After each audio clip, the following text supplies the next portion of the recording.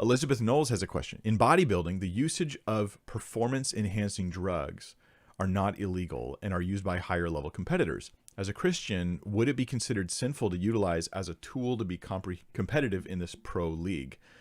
Oh yeah, there's no more questions, y'all. Just letting you know. No more questions. We're full up on questions for today. I can't answer this question. I just have to fully admit I'm beyond my own understanding. Okay, I know nothing about performance enhancing drugs. All I can suggest is there are some principles that I would try to apply to this area that seems gray to me.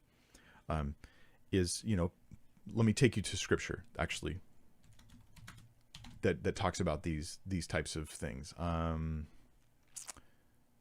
Okay, Paul is dealing with liberty issues in the church, and in Corinth they feel like they have liberty, and we do have a lot of liberty, but there are those who tend to lean towards liberty in a way that's dismissing carnality. And so Paul wants to affirm our liberty in Christ in perhaps using performance enhancing drugs, perhaps I say, but at least here are some principles I would try to apply to that scenario. So all things are lawful for me. Notice this is in quotes. This is a statement he hears from them. Now, he's not saying it's false. They're not under the law. So you shouldn't be like, oh, you can't eat that. You can't taste that. You can't touch that, as far as like, say pork, for instance. Right. Okay. All things are lawful for me. But he's going to qualify it. And here's the wisdom. But not all things are helpful. Okay. Is this performance enhancing drug actually helpful? Like, I imagine some of them can be helpful and some can be harmful, and that'll be a decision you have to think through. What sort of help or harm is this causing? Well, it's going to help me compete. Okay, but what else? Like long-term liver damage? I mean, what else is going to go on? Does it cause mood swings? Does it affect your ability to be in the spirit? Those are other questions. All things are lawful for me, right? Again, he quotes them, and he's not going to say they're wrong about it, but he's going to add the nuance, but I will not be dominated by anything. That is, I will not come under the control of something. And here's an issue where you have to ask, like, things you enjoy habitually, especially things that are like chemicals that you enjoy, that maybe they're not inherently sinful, but is it taking over? Is it an addiction now? And that's a serious thing we have to ask ourselves, right? Are you being dominated by this thing? And so, yeah, is my life becoming controlled by this thing? When you're assessing if something is an addiction, you might ask a question like, am I making sacrifices that I shouldn't make to have this thing? Like that's the idea of the domination that it's happening in my life.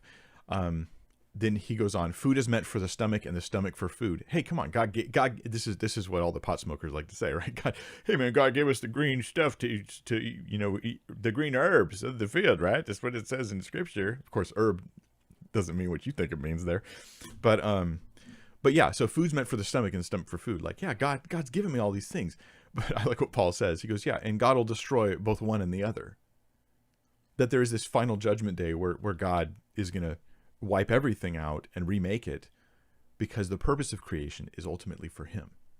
And so now he goes on to talk about specifically sexual immorality. The body is not meant for sexual immorality. Right? Is it meant for sex within marriage? Absolutely, but not sexual immorality, but for the Lord. You are made for God and Lord for the body. You're using yourself. In this case, he rebukes them for sexual sins, and he's like, "Hey, man, it's all natural. It's all natural. It's like, hey, God kind of gave me these appetites. I'm engaging in them." He goes, "Look, God's going to destroy all things at some point. You need to focus on being for Him. You belong to God. God owns you. You serve Him, and this is what He wants to drive into their hearts: is you are a Christian who lives for the Lord. And if you, as a Christian who's living for Jesus, can partake of this thing and give God thanks and say it's not 1 Corinthians 6:12 here, it's not harming me, right? Because not everything's helpful. It's not dominating me, and it is and I can do this for the Lord. Well, then go for it. Go for it. Ultimately do all things for the glory of God. I would try to use those tests to evaluate whether or not to be engaged in that thing. And it's good to go into it willing to say, I'll sacrifice whatever you want me to, Lord. I'll abandon this pursuit. I'll set aside this thing if it's not honoring to you. And then you're in the right place in your heart. You're willing to give it up, even if whether you have to or not depends.